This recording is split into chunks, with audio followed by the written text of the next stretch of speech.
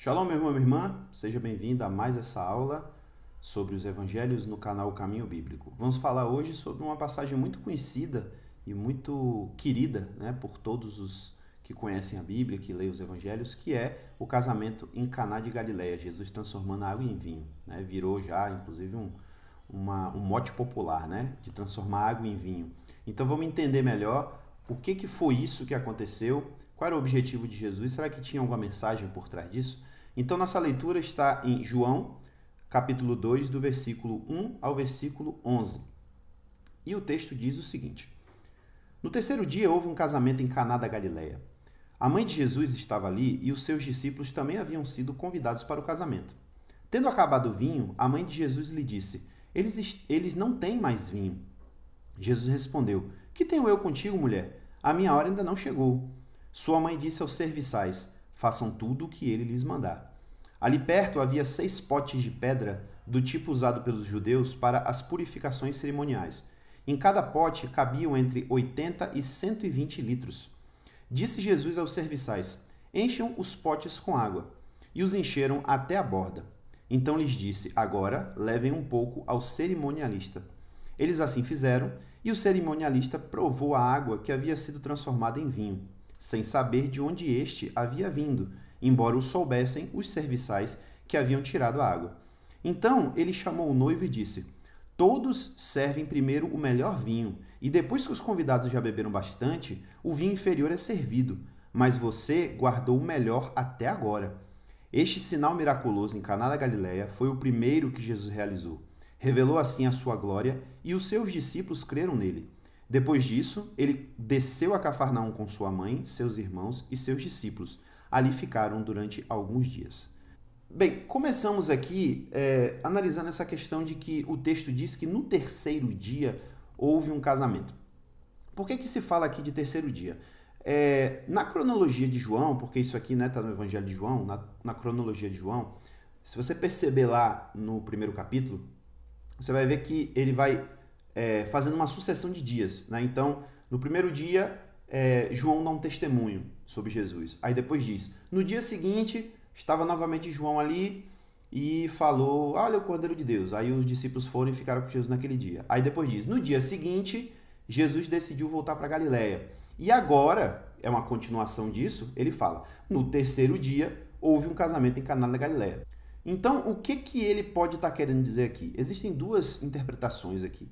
A primeira é que no terceiro dia pode significar o terceiro dia dessa sucessão de dias, O primeiro dia foi quando João falou sobre Jesus, o segundo dia foi quando ele resolveu voltar, e o terceiro dia seria esse casamento. Então, Jesus estaria nesse casamento no dia seguinte à sua partida para a Galileia. Mas existe uma outra interpretação que seria no terceiro dia depois que ele voltou para a Galileia, porque o texto anterior diz isso, que Jesus estava partindo naquele dia para a Galileia. Então, na hora que diz aqui no terceiro dia, então ele estaria já na Galileia e, honestamente, para mim faz um pouco mais de sentido, porque dá tempo de Jesus chegar, os discípulos, cada um morava num lugar diferente, Lembre-se, eles moravam em Betsaida, a maioria deles. Então, deu tempo para esse pessoal se organizar e o próprio Jesus falou assim, olha, eu estou indo num casamento e tal. E aí o pessoal, a gente também foi convidado, só, então vamos todos juntos, Então, eu não estou dizendo que isso é verdade, mas para mim faz um pouco mais de sentido pensar que isso aqui aconteceu 3 dias depois deles retornarem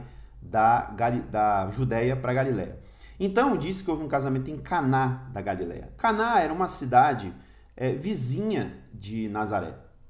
Então, isso explica o porquê deles se deslocarem para lá, para um casamento, porque havia conhecimento, Havia algum tipo de amizade ali entre a família de Jesus e a família dos noivos. E é interessante que o texto diz que, quando fala assim, a mãe de Jesus estava ali e os seus discípulos também haviam sido convidados, me dá a entender que também os discípulos foram convidados. Mas veja só, Jesus ainda não tinha propriamente discípulos, Jesus tinha acabado de vir da Judéia, Então, o que eu quero dizer não parece que se convidou os discípulos dizendo, Jesus, convida teus discípulos também.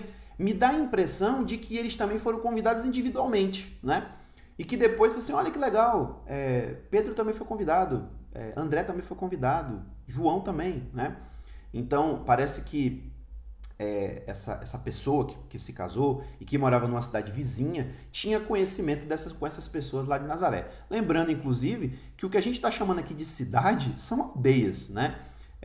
Hoje, para a nossa categorização de municípios e tudo mais, Nazaré, Galiléia, Caná, Cafarnaum, eram cidades, eram aldeias, né? Era lugar que morava no máximo 300, 500 pessoas, se muito 1.000 pessoas moravam naquela cidade, naquela aldeia, né? Então, no final das contas, é natural que as pessoas se conheçam, né? Que haja relacionamentos, principalmente nessa situação onde tem relacionamentos entre pessoas de uma cidade e de outra, né? E aí, voltando a essa questão aqui dos convidados, o texto diz assim: a mãe de Jesus estava ali e os seus discípulos também haviam sido convidados. Cadê o pai?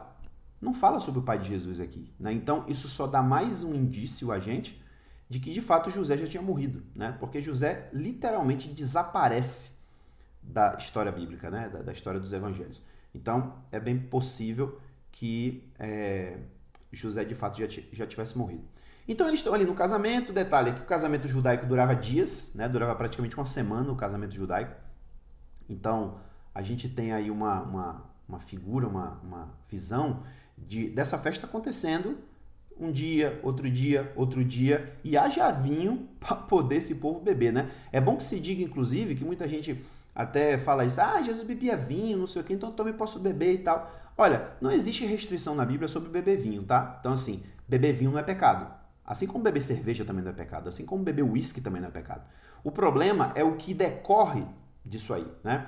Hoje, principalmente, dado todo o conhecimento que a gente tem a mais, né, sobre genética, sobre doenças, etc., a gente sabe que o alcoolismo é uma doença, né? O alcoolismo é algo que a pessoa pode nem saber que tem, e quando ela prova primeiro gole daquilo ali, desencadeia um processo. Então, a gente sabe que a gente tem que ser muito cauteloso com essa questão de bebidas alcoólicas. Não podemos simplesmente olhar, e eu estou falando nós cristãos, né?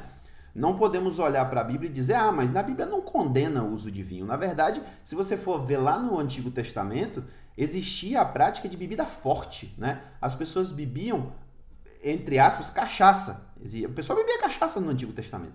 E, inclusive, existe a proibição específica para os sacerdotes e para os nazireus deles não beberem essa bebida forte, né? Não podiam beber vinho e não podiam beber bebida forte. E isso já dá um indício de que, tipo assim, não era proibido, mas para aqueles que tinham uma missão especial, aqueles que eram santificados para o Senhor, existia para eles uma restrição, sim, né? Então, olhando especificamente aqui para Jesus, Jesus bebia vinho, né? Porque era a bebida da época, era a Coca-Cola da época, vamos dizer assim, né? Já existia cerveja também, mas aqui me parece que o povo de Israel não tinha muito conhecimento disso, né, de cerveja. A bebida deles era o vinho, né? Era água e vinho. Quando era festa, ia beber água? Não, bebia vinho, né? Agora, a gente vai perceber, pegando fatos aqui e ali, que até no tempo de Jesus existia a questão da moderação. Então, a pessoa podia beber vinho? Podia, mas ela tinha que tomar moderadamente. Porque esse vinho de Jesus aqui também embriagava, né? E a gente percebe, inclusive, que existe, por exemplo, Paulo dizendo: olha, não se embriaguem com vinho, mas se encham do Espírito Santo, né? Então, significa que, olha, cuidado, né? Quando Paulo fala, por exemplo, da ceia do Senhor, que era feita com vinho mesmo, né, de verdade, ele fala: olha, tá acontecendo esculhambação aí na igreja de Corinto, porque cada um tá bebendo e comendo, ninguém tá compartilhando com ninguém, o povo tá saindo bêbado do culto. E ele dá uma bronca na igreja por causa disso. Então, essa questão de bebidas alcoólicas, e especificamente no meio evangélico, é muito forte a tendência de se proibir, né?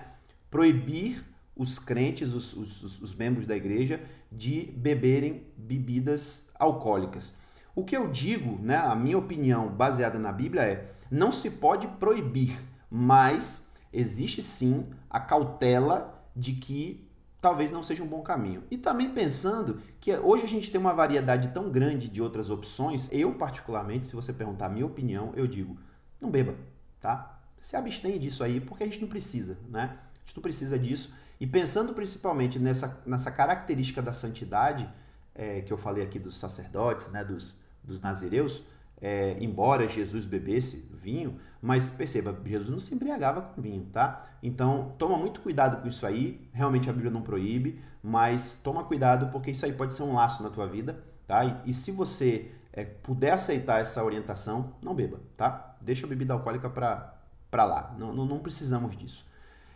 Bem, e aí o texto prossegue dizendo que Maria chega para Jesus, depois, no auge da festa, Maria chega para Jesus e fala, Jesus, não sabe, o vinho acabou.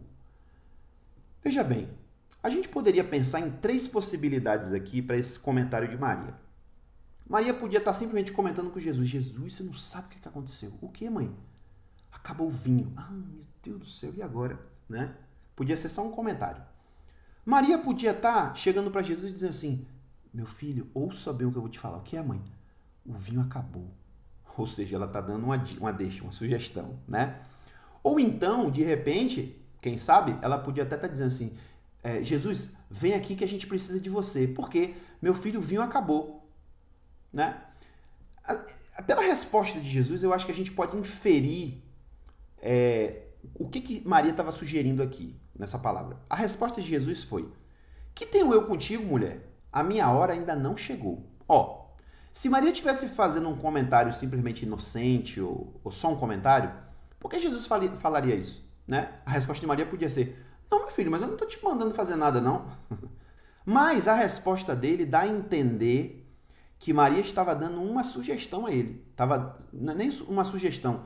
Maria estava dando uma deixa para Jesus, né? Do tipo, filho, eles não têm mais vinho. Sabe, fazendo aquela cara de como a gente fala, né, de cachorro pidão. E Jesus responde, epa, peraí, o que eu tenho a ver com isso? Né? A minha hora ainda não chegou. Por que você está pedindo para eu fazer alguma coisa? Né? Então, eu tenho a impressão de que, de fato, Maria estava pedindo a Jesus para fazer alguma coisa. Agora, uma incógnita que fica aqui por que Maria estaria pedindo a Jesus para fazer alguma coisa a respeito? E, especificamente, por que Maria estaria pedindo a Jesus para fazer um milagre? Porque, no final das contas, era o que ela estava pedindo. O vinho acabou. Só um milagre. Vou falar com Jesus. Né? Mas veja que a própria passagem aqui, no final a gente já leu aqui, que esse foi o primeiro milagre que Jesus realizou.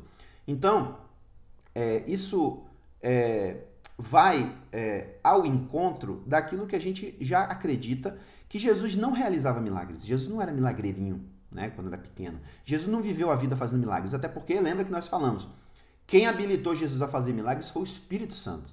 Antes de Jesus receber o Espírito Santo, Jesus era um cara normal, né? Claro, veio de Deus, era a encarnação da palavra. Mas ele era um cara normal, ele não realizava sinais, ele não tinha uma missão ainda para cumprir. Isso só aconteceu com a descida do Espírito Santo. Então, assim, honestamente, eu prefiro não responder isso. Para mim é uma incógnita isso. Por que Maria sugere isso a Jesus, né? Talvez Maria já acreditasse em Jesus, em quem ele era. Talvez rolasse entre Jesus e Maria conversas, né? E de repente Maria mesmo perguntando, e aí, filho, quando é que você vai começar a cumprir seu propósito? Não sei. De repente podia até rolar esse tipo de conversa aí entre Jesus e Maria, mas a gente não sabe, né? O fato é que ela estava dando uma sugestão de que Jesus fizesse alguma coisa a respeito. E a resposta de Jesus é muito... ela parece muito dura, né? Mas eu usaria outra palavra aqui. Ela é muito objetiva e direta. Por que você está me pedindo para fazer isso, se a minha hora ainda não é chegada? Calma. Na hora certa, eu sei o que eu vou fazer. Né? Até porque, lembremos, né? E a gente ainda não está vendo isso acontecer, mas a gente vai ver demais isso, que tudo que Jesus fazia era por ordem do Pai. Jesus não obedecia a mãe, tá? Jesus obedecia o Pai. É bom deixar isso muito claro. Tem gente por aí que diz, pede à mãe que o filho atende. Isso não é verdade. Jesus nunca viveu, operou, ensinou, não fez nada sob a orientação de Maria. Jesus fez sob a orientação do Pai. Eu estou falando isso em termos de ministério, né? Como filho, certamente Maria pedia as coisas e ele fazia. Mas eu digo em termos de ministério, em termos de Jesus, o Filho de Deus, ele não atuava de acordo com as ordens da mãe dele. Tanto é que a gente vai reparar ao longo dos evangelhos que Maria aparece em situações muito pontuais. Existe uma situação, inclusive, que Maria vai pegar Jesus porque parece que ele ficou doido. Acham que ele ficou doido, né? Então, não caia nessa cilada, tá? não peça à mãe que o filho atende. O filho vai atender porque o filho quer atender, tá? Na verdade é o contrário. Peça ao filho que o pai atende. É assim que é. Porque ele é que é o intermediário entre nós e Deus. E sem Deus, Jesus não faz nada. Ele mesmo vai falar isso aqui. Tudo que Jesus faz é para glorificar o Pai. Então, se você quer alguma coisa do Pai, você vai a Jesus e pede a Ele. Então, nessa situação aqui, Jesus deixa isso muito claro. E o modo como Jesus se expressa com Maria também revela isso. Porque tem gente que acha assim, Jesus foi muito grosso com a mãe dele. Como é que fala assim? É uma mulher. Não, entenda. Esse termo mulher não é um termo grosseiro, é um termo comum. Agora, o que realmente existe aqui é que Jesus, tratando a mãe dele como mulher, nesse caso aqui, ele não estava tratando ela como mãe. Ele estava tratando ele como uma pessoa, como uma mulher, como uma amiga, como uma, enfim, de repente poderíamos dizer até uma discípula, né? Tratando ela como uma pessoa comum, como ele trataria qualquer outro, mas não com a distinção de mãe. E isso é muito importante aqui, porque o próprio Jesus, e assim eu entendo, o próprio Jesus estava comunicando a Maria uma coisa muito importante, que é o seguinte: Maria, eu te amo, mas se coloca no teu lugar, tá? Tenha noção de que você não me comanda, principalmente agora. Na minha missão, não é você que dá as ordens, é o Pai.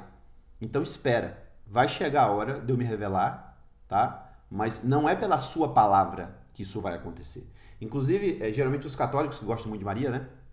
Gostam de Maria excessivamente, eles geralmente pegam essa palavra para dizer, mas de qualquer modo ele atendeu. Ele falou isso aqui, mas ele atendeu. De fato, ele fez, né? Mas se você prestar muita atenção no que Jesus está falando, você vai ver que Jesus não simplesmente obedeceu Maria. Porque o fato dele dizer que a hora dele ainda não tinha chegado, ele está dizendo a Maria, olha, não vou te obedecer agora. Não é pela tua palavra que eu vou fazer. Espera, vai chegar a hora. E aí o texto, como o texto é corrido, e ele não detalha, né, tudo, a gente não sabe quanto tempo se passou entre um fato e outro. Fica parecendo que é logo em seguida. Mas se você parar para analisar o texto, não faz sentido isso. Como é que, do nada, Maria chega, não tem mais vinho. Aí Jesus fala, mulher, o que eu tenho a ver com isso? Contigo? O que eu tenho a ver com isso? A minha hora ainda não é chegada. Aí na mesma hora ele vira para os caras, enche aí as talhas. Não faz sentido, né? Então significa que, quando ele diz que a hora dele ainda não chegou, significa que a hora dele chegou depois, né? Então demorou um pouquinho para que ele entendesse. E Maria entendeu. Maria, vamos dizer assim, obedeceu Jesus. Porque o que o texto depois vai dizer? A passagem seguinte diz, a sua mãe disse aos serviçais, façam tudo o que ele lhes mandar. Então, veja que Jesus não obedeceu na hora, mas Maria já foi lá preparar e sabendo isso, olha, quando Jesus chegar aqui e der uma ordem, vocês obedeçam tudo que ele falar, viu? Tá bom, tudo bem. Ela já deixou preparado, né? O pessoal lá. E é muito interessante esse aspecto. Inclusive, isso para mim também tem uma lição muito importante. E eu falo especificamente isso para os irmãos, os cristãos católicos. Eu sei que vocês muitas vezes têm experiências negativas, principalmente com os evangélicos, com os protestantes. Existe uma rixa histórica, né, entre católicos e protestantes, mas acredite, eu estou falando isso para você aqui não como um evangélico, não como um protestante, eu estou falando isso aqui como alguém estudioso das Escrituras, tá? Não existe base bíblica para que nós coloquemos Maria em pé de igualdade com a Trindade, com Deus, com o Espírito Santo e com Jesus. Maria era uma mulher como outra qualquer. Maria foi escolhida por Deus, de fato. Maria foi especial, mas Maria continuou sendo humana.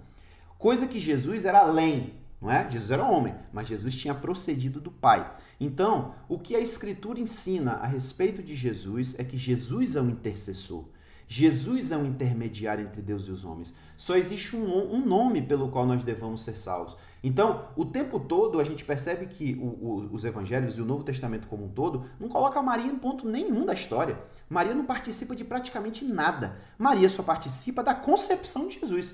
Mas até nesse momento aqui que Maria dá uma ordem, Jesus fala assim, peraí Maria, calma, não é no teu momento, tá? Não é você que dá as ordens aqui. Calma que eu vou esperar o Pai me dar a ordem aqui para eu fazer isso. Então, observem o que Maria diz aos serviçais. Maria diz, façam tudo o que ele lhes mandar. Então, todas aquelas pessoas, né, todo cristão, e até aqueles que muitas vezes não são cristãos, né, que também amam Maria, que consideram Maria, que acham Maria um exemplo, que acham Maria a mulher mais importante da história, ouçam, deem ouvidos ao que Maria está ensinando aqui. Maria está dizendo, façam tudo o que Jesus mandar. É isso que Maria está mandando. fazer. Então, se você ama Maria, se você respeita Maria, se você considera Maria uma mulher bem-aventurada, então obedeça a ela. Faça tudo o que Jesus mandar. Esse é o mandamento de Maria para você, né? O mandamento de Maria é: ouça o que Jesus está mandando fazer e faça. E se você seguir isso, eu tenho certeza que você vai ser um bem-aventurado também, né? Se você obedecer Jesus. Bem, então, prosseguindo, aí é onde eu digo, aqui se passou um tempo. Quando Maria prepara os serviçais para Jesus mandar, passa um tempinho, né? Aí chega o momento onde Deus, de repente, até fala, ó, Maria tá certa, vai lá e faz. Não sei como é que foi o processo. Eu sei que chegou a hora de Jesus fazer. E aí o texto diz, ali perto havia 6 potes de pedra do tipo usado pelos judeus para as purificações cerimoniais. O que é isso? O que são as purificações cerimoniais? Mais para frente a gente vai ver, por exemplo, uma polêmica entre Jesus e os fariseus. E os fariseus chegam, vem cá, por que os discípulos de vocês não lavam a mão antes de comer? E se a gente faz uma leitura superficial, fica parecendo que eles simplesmente estão falando, vem cá, por que teus discípulos são tão porcos, né? Não são higiênicos de lavar a mão? Mas não é isso que o texto está falando. O texto, inclusive, fala assim, por que os seus discípulos não obedecem às tradições dos anciãos e não lavam a mão antes das refeições? O que era isso de lavar a mão? Era uma lavagem de purificação. Eles consideravam que lavar as mãos, lavar os pés, tomar banho, eram purificações para purificar o corpo de forma espiritual, né? De forma ritual. Então, eles não faziam algumas coisas sem esse banho ritual. E essas talhas, né? Esses potes de pedra, tinham a água justamente para essas cerimônias, né? De lavar as mãos, de lavar os copos, de lavar os pés. Significa, inclusive, que essa família aqui, que tinha isso dentro da sua casa, era uma família muito devota, né? Significa que eles cumpriam à risca isso aí. Eles lavavam os copos, eles lavavam... Inclusive, a gente vai ver depois esse comentário, né? Os judeus não fazem nada antes de lavar a mão, tomar banho, lavar copos, tradições que eles tinham e tal. Por quê? Por causa dessa ideia aí da purificação ritual para realizar algumas atividades. Então, Jesus usa esses potes e fala, encham esses potes de água. E aí o texto diz que cada um, né, deles tinha... em cada pote cabia entre 80 e 120 litros. Então, perceba que se ali tinha o quê? 6 potes, né? Jesus, em média, fez 600 litros de vinho, velho. É muito... É um barril de vinho que Jesus fez aqui, né? Mais do que suficiente para poder fazer a festa chegar até o final, né? Então, Jesus fala, enche os potes, o pessoal encheu, e aí o texto nem diz aqui se Jesus fez uma oração, eu acho que fez, mas o texto nem entra nesse detalhe. Você vê como o texto é corrido, né? Ele não entra nesses detalhes, mas ele chega e fala, os encheram até a borda, e então Jesus disse, agora pode levar. Leva primeiro para o cerimonialista ou mestre de cerimônia, ou seja, era aquela pessoa que era encarregada pela festa, né? Como hoje seria, eu não lembro como é que chama hoje em dia esse tipo de pessoal, mas acho que chama de cerimonialista mesmo, né? Que chama. É a pessoa que é contratada para poder preparar a festa. Ela é que vai providenciar a comida, a bebida, providenciar a arrumação, né? Então, era essa pessoa, era o chefe da festa. Ele não era o chefe do casamento, ele era o chefe da festa. E aí, levaram pro cara para provar. Leva para ele lá para provar, para ver se é bom. Porque, inclusive, Jesus, isso aqui não é nem bem uma estratégia de Jesus, é porque era assim mesmo que tinha que ser. Se o pessoal tivesse providenciado outro vinho, eles tinham que trazer primeiro para esse cara, para ele provar, para ele saber se o vinho prestava, e se ele dissesse, não, tá ótimo, pode servir, aí eles serviam, entendeu? Então, é por isso que está trazendo para ele aqui, né? E aí diz, e assim eles fizeram, e o cerimonialista provou a água que havia sido transformada em vinho, sem saber de onde havia vindo, né? Embora os serviçais soubessem de onde tinha vindo, porque eles encheram os potes. Eu fico imaginando se esse povo aqui não creu em Jesus também, né? Eu imagino que sim, porque eles viram em primeira mão o milagre acontecer. E aí, quando o cara bebeu o vinho, ele chamou os noivos e disse, olha, vou dizer uma coisa a vocês, todo mundo, toda festa que eu vou, toda festa que eu organizo, serve primeiro o melhor vinho. E depois que o povo já está mamado, o vinho inferior é servido, mas vocês guardaram o melhor até agora. Então a estratégia é essa, né? Muito esperta. Né? Seria hoje, talvez, por exemplo, o seguinte, velho, a gente não tem dinheiro para, sei lá, comprar a cerveja mais cara, né? Então vamos comprar aqui a cerveja mais barata, vamos guardar, vamos dar melhor. Quando o povo já estiver bebendo que não aguenta mais e já tiver, né, alto, a gente dá ruim, que aí o cara não vai perceber. Parece que a estratégia era essa aqui, né, a que o cara se refere. Então a gente percebe que ele confirma que o melhor vinho da festa tinha sido aquele. O mais perfeito, o mais saboroso tinha sido aquele, melhor do que aquele que eles tinham preparado, né, e tinham comprado antes. E isso, obviamente, isso aqui tem uma lição, né? Jesus está dando uma lição aqui. Jesus, essa questão da transformação da água em vinho, Jesus está dando algumas lições, mas eu não vou nem entrar no mérito da questão de transformar água em vinho, de salvar o pecador, isso aí é meio que óbvio, né, pra gente. Mas existe um detalhe muito interessante aqui, olhe bem. Jesus mandou encher alguns potes com água, né? Podia ser qualquer um, mas Jesus encheu os potes de purificação cerimonial dos judeus. Jesus pegou um pote que era usado para o judaísmo, né, para as práticas do judaísmo, mandou encher de água e ali ele transformou a água em vinho e que era um vinho melhor, né, do que aquele que tinha sido servido. Então, veja se você concorda comigo, mas me parece que Jesus estava meio que já dizendo aqui o seguinte, olha, eu vou fazer uso do judaísmo para poder criar uma coisa nova e melhor que vai aproximar o ser humano de Deus de uma forma que o judaísmo não conseguiu fazer. E isso, teologicamente, é verdade, né? Porque o que o judaísmo tinha era a lei, e a lei era para cumprir, não era não era para aproximar o homem de Deus. E por mais que isso possa parecer estranho e alguém possa fazer objeção disso, basta ver que qualquer pessoa que cumprisse a lei toda, ela não podia entrar no Santo dos Santos. Ela não tinha acesso a Deus, né? Ela só podia ficar ali fora. Até o sumo sacerdote, que era o cara mais próximo de Deus, só chegava lá uma vez por ano. Então, como a Escritura diz, Jesus abriu o caminho para Deus. Agora nós temos comunhão com Deus aberta.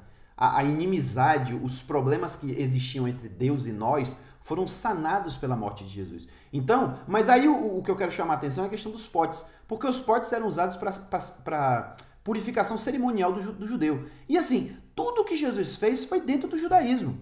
Tudo. Jesus usou a lei do judeu, Jesus usou as práticas do judeu. Jesus mesmo disse, eu não vim para anular a lei, eu vim para cumprir a lei, né? Então, Jesus operou, vamos dizer assim, dentro do judaísmo. Mas o que Jesus criou, né? E aí vamos falar de reino de Deus. O reino de Deus que Jesus está aqui formando, ele não é o judaísmo. Ele sai do judaísmo, né? Ele vem do judaísmo. E isso é tão profundo, e é um negócio que merece um estudo isso aí. A gente percebe que até os elementos da igreja cristã, os primeiros elementos, a questão da ceia do Senhor, a questão do batismo, a questão da própria reunião da igreja, como a igreja se reunia, tudo isso tinha vindo do judaísmo. Tudo era reinterpretação ou reutilização das coisas que o judeu já fazia, né? Então parece que Jesus está dando essa dica aqui, ó. Olha só, eu vou operar dentro do judaísmo, mas eu vou fazer um negócio melhor aqui, eu vou fazer uma conversão aqui, e o que eu vou fazer é melhor do que o que tinha antes, né? Mas não no sentido de, vai ser o melhor, não, mas porque isso já estava previsto mesmo. O próprio judeu entendia que quando o Messias viesse, ele ia aperfeiçoar a fé judaica. Então foi o que Jesus fez, Jesus aperfeiçoou, porque ele precisou cumprir, né, a morte dele, cumprir algumas profecias, e agora o caminho para Deus estava aberto. Então a gente vai falar mais sobre isso lá na frente, mas aqui o começo de tudo, né, o começo do ministério de Jesus, desse jeito aqui, ele é muito informativo, né? E aí o texto termina dizendo, esse sinal miraculoso em Caná da Galileia foi o primeiro que Jesus realizou. Então, João é categórico em dizer que esse foi o primeiro milagre que Jesus fez. Jesus não tinha feito nenhum outro antes desse, tá? Então, mais uma vez, corroborando aquela coisa de que Jesus não viveu uma vida de milagre antes de iniciar o seu ministério. Foi pela vinda do Espírito Santo sobre ele que ele começou a operar esses milagres. Então, esse foi o primeiro que ele realizou. E aí diz, revelou assim a sua glória e os seus discípulos creram nele. Foi um sinal para os discípulos, né? Lembrando que eles tinham acabado de vir com ele lá da Galileia, Jesus não tinha feito milagre nenhum ainda, né? Só tinha rolado conversa e Jesus tinha falado alguma coisa com eles e tudo mais. Claro, teve aquela questão de Natanael, né? De Jesus revelar ele, mas não chega a ser um milagre, né? Uma revelação que ele teve e que Natanael creu. Mas aqui está dizendo que esse milagre que Jesus fez para os discípulos foi uma coisa extremamente impactante, né? Eu diria que foi um combustível para acender a fé deles de que de fato Jesus era o Filho de Deus. E depois disso, eles desceram a Cafarnaum com sua mãe, seus irmãos e seus discípulos, e ali ficaram durante alguns dias. Então, também já comentei sobre isso, que quando as pessoas se tornavam discípulas de um mestre, principalmente como Jesus, que era um mestre itinerante, eles passavam a viver com ele. Então, durante os próximos 3 anos e meio, mais ou menos, esses discípulos, e aqui por enquanto são 5, né? São os que vieram da Judéia com ele, eles vão andar com Jesus para onde ele estiver. Talvez aconteça ainda alguns fatos aqui, né, de eles precisarem de fato abandonar a vida deles e o que eles faziam. Por exemplo, Pedro, Tiago, João e André eram pescadores, então eles vão ter que abandonar isso aí para seguir Jesus, vai chegar esse momento ainda.